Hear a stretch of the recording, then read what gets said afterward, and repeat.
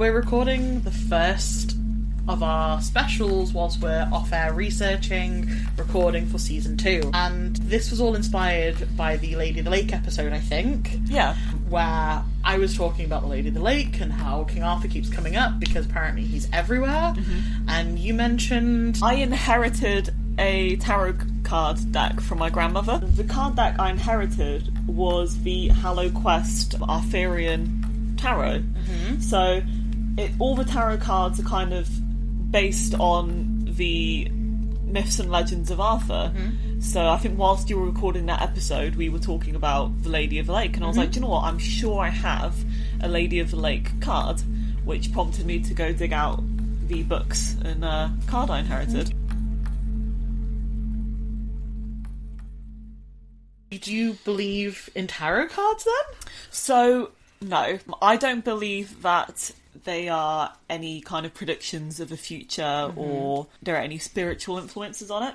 I think personally that it can be a really powerful tool in introspection and thinking into kind of what's going on in your life. Although I think that when you pull the cards, it's not some other worldly force guiding what card you get. You ascribe meaning to them to form around your life or around the lives of people you know. Mm-hmm. So I think by pulling certain cards and looking at it, you can think about what has changed in your life previously, what might be coming up in the future, and then you can think about, well, how would I deal with these different situations and that type of thing. Okay, so you think they're a psychological tool for reevaluation of self? Yeah, definitely. I've used them when I've felt like I've been a bit of a crossroads. Mm-hmm. I've shuffled through, done a quick 3-card spread, had a look at them, and then thought about different circumstances in my life that can apply to these meanings, and it gives me that time to think back on what my actions have been or what my actions would be resolving or dealing with these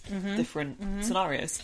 And I find that really interesting. I have several different Oracle and Tarot decks, including the one that I'm shuffling as we're speaking, and a card has already popped out, and I'll talk about that in a little bit.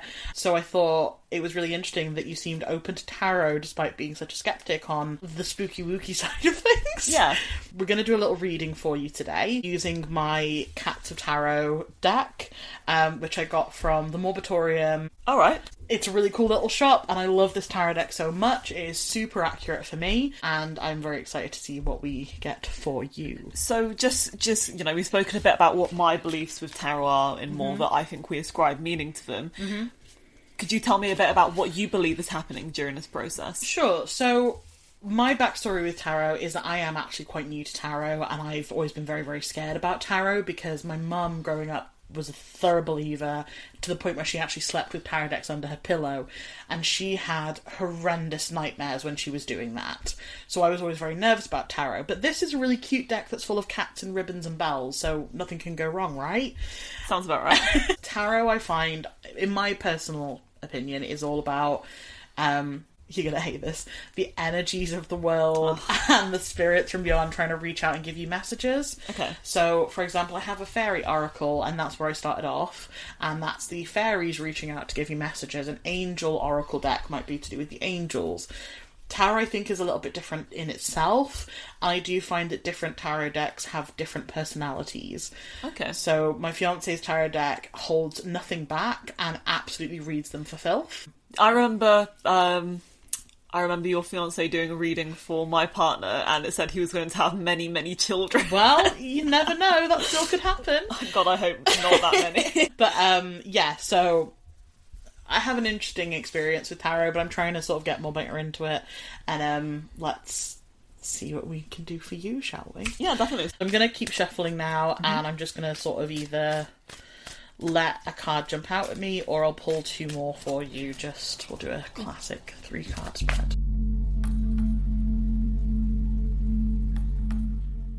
Whilst you shuffle, can you tell me what the difference is between an oracle card and a tarot card? I can certainly give you a rough idea of it. I'm not 100%. So tarot cards, as far as I'm aware, have been around for hundreds of years. They're not exactly clear when they started, but sort of the first mentions of them were from the 15th century. Tarot decks have a very strict structure of 78 cards that tend to have specific names. So like Death, the Tower, the Squire of Cups, not the Squire, I can't remember what it's called, the Page of Cups, that's it, the Queen of Swords and things like that. And they're split into two major things, the Major Arcana and the Minor Arcana. The difference on this is that Oracle cards tend to be an adapted form of tarot, so they're not as strict on the Major and Minor Arcana. They don't have as many cards necessarily, and they can be linked to whatever sort of energy or entity you want.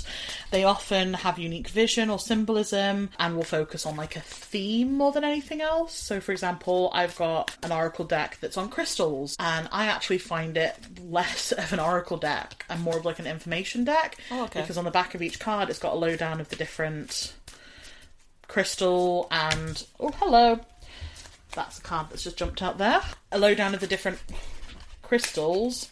Yeah, lots of cards to jump in. I'm a very destiny-driven person, it would seem. Well, when there's loads, that's just me being clumsy. If it's one, that's slightly different. Yeah, so I've got a crystal deck that details the different crystals on the back of it and like their composition and how they're made and where they're found and like rough correspondences that can be linked to those as well.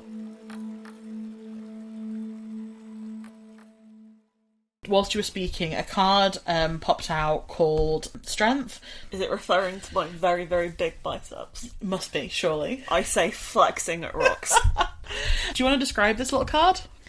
Yeah, there's what looks like a little tortoiseshell cat with a bow and a plush lion laying on a pink frilly thing with flowers, and there's lots of bows and frills, and not personally what I would connotate with strength, but I appreciate that strength takes many forms. So according to the guide of this tarot deck, the card Strength, it says you need to be very determined to break through this situation and to practice what you preach. Success may get away if you tend to rely on others, so just move on by yourself. A strong determination to go through to the end brings success and happiness. Don't know if you find that relatable to your life, but here we go. Studying for my masters right now, so I will certainly need strength and determination to trug through that one. Absolutely. You need any help, let me know. I'm here for wine nights. No, thanks. Or rum nights, whatever. I'm going to pull one last card from here. The other two cards that we've got is the Seven of Swords and the King of Swords. Ooh, lots of swords. To describe the swords to you, there is one where it is a little tabby cat holding a sword in his mouth with more swords kind of dangling off a string behind. It looks like there are war tents in the background, but these have been cutified, again with bows and fluffy things and quilting. And then the King of Swords is a very regal looking figure. He is on a stone throne wearing a frown with a very, very large sword at his side with his tail coiled around. The trees in the background are pink, so we are keeping with the very, very cute theme. Yes. And what's interesting to note as well is that whereas Strength and the Seven of Swords came out upright, the King of Swords came out inverted, and that also has an important meaning to it as well. So with the Seven of Swords, it says, it seems that you can cheat to make a profit, but you may need to reflect on whether the method is a really good one for you, even if you succeed. It is also important to make a judgment by looking deeply into the reality. Again, I don't know if that means anything to you. No, I don't, I prefer to do things the honest way. So. Fair enough, yeah. And then the reversed King of Swords says, in some cases, your cold aspect and cruelty may stand out, and people may judge you. Especially in relationships, stubbornness and self-centered thinking may backfire on you. You need to be self-disciplined and judge things fairly. So clearly you need to give spooky wooky things and fair try. See, in my mind, I immediately went, I'm too mean to my colleagues. So, yeah, like I said, it's up to you whether you believe in tarot or not, but I just thought it'd be a fun little thing. No, definitely. I wondered if you wanted to pull one of the cards from your Arthurian deck and see what message it is for us. I could try and do a spread for you if you like. Go for it, why not? It's going to be far rockier than Rox's interpretation. I mean, mine's just from this random Japanese guide that I found that can't even spell differences correctly. You can't see, but I don't know how to shuffle cards, and Rox and their partner used to get really cross with me during Uno, because it would be the most heinous card shuffling anyone has ever seen. You're getting that card.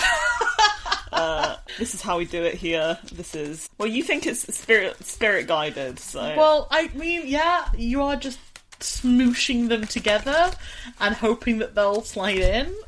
Is that not how shuffling works? It served me poorly for Uno all these years.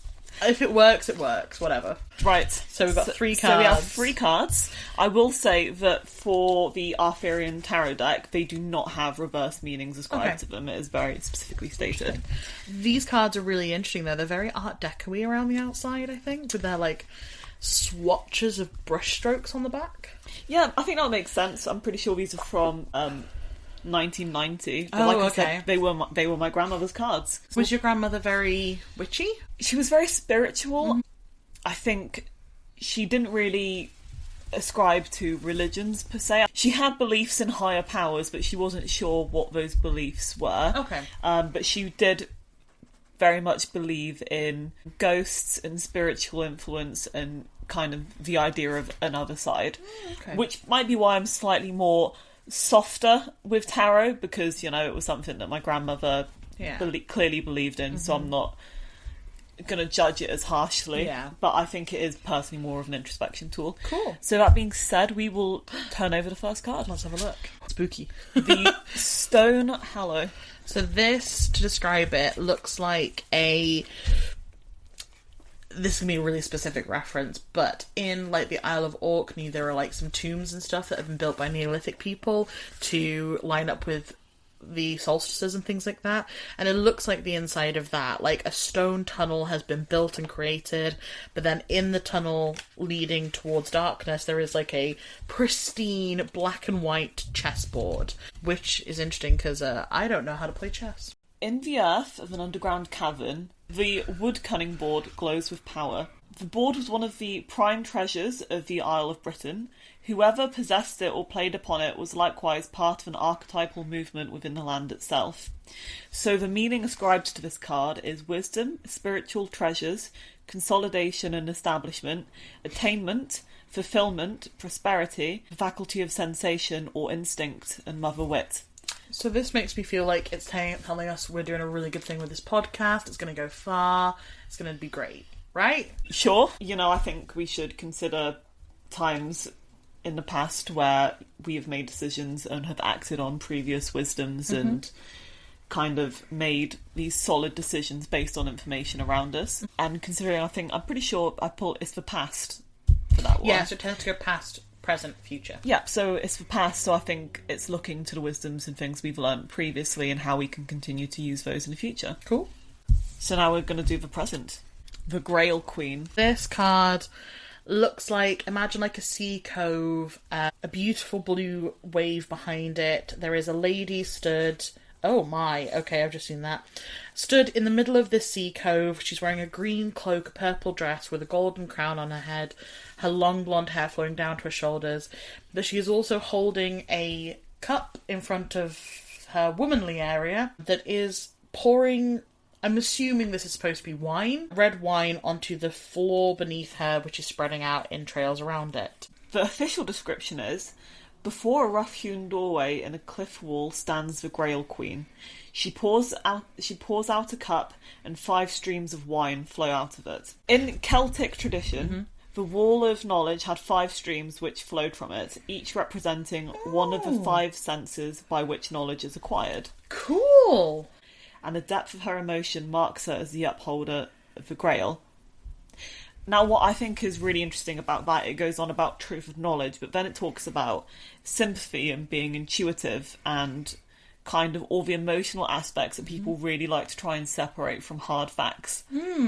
So, considering this is our card for the present, I could say that the meaning that we can ascribe to it might be that we should, as people, try and lean more on our intuitions and act sympathetic and less judgmental of people, and maybe a wholer image will be attainable from that. And I suppose, since we're trying to apply this to the podcast, would be that if we continue to kind of trust the stories that we hear from people, their accounts, we'll be able to piece together a better image than if we are just shut off to ever learning about anything new if it disagrees with our preconceived field of view.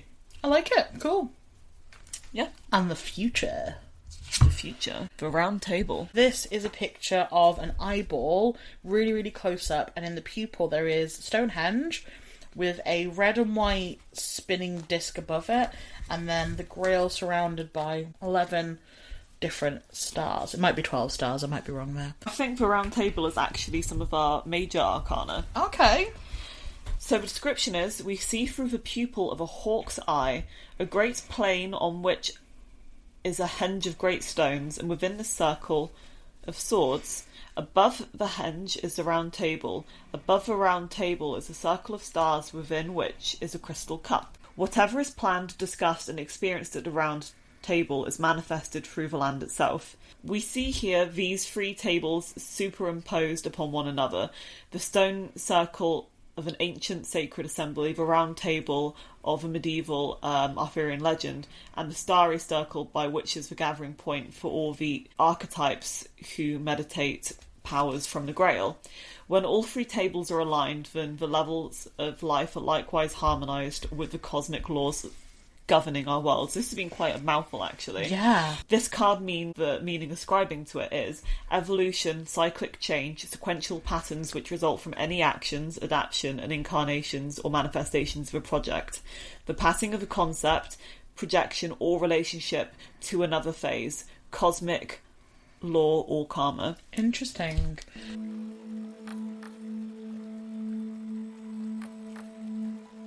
One of the things I picked up from when you were reading there was this idea that the more you talk about something, the more you experience it.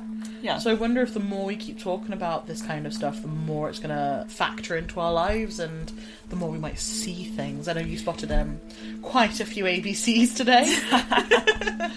Yes, I was terrified. I thought I was going to be eaten by a panther. That's a really interesting point. And I think you can really apply that kind of idea to nature as well, because I know you're talking about we might be seeing more paranormal events now that we're opening our awareness to that. But actually, I read a lot about nature and kind of the wildlife and what's happening in the world and stuff. And a lot of people say that once you start to really look for nature and life around you, you really see it. Like before, you might have just gotten out your car and walked to work, but now you can hear bird songs, you can listen to the dawn chorus, you'll notice the mushrooms growing under the trees. So it might be less of, it's not occurring anymore, but we're more aware of things around us. And I think certainly if we go out looking for paranormal events, then we will probably have more of those sort of experiences, whether we can explain them or not. Yeah. It's like the world has an algorithm. Yeah. To grossify that a bit, actually. I wish I'd not Yeah, said that. I would say, Sorry. yeah. That's very Facebooky. Sorry. But yeah, so I hope you guys have enjoyed our little special to do with tarot decks and exploring Arthurian Tarot. These are really interesting cards. Yeah, we'll have a little dig through them later. Yeah. Cool. Bye, everyone. Bye.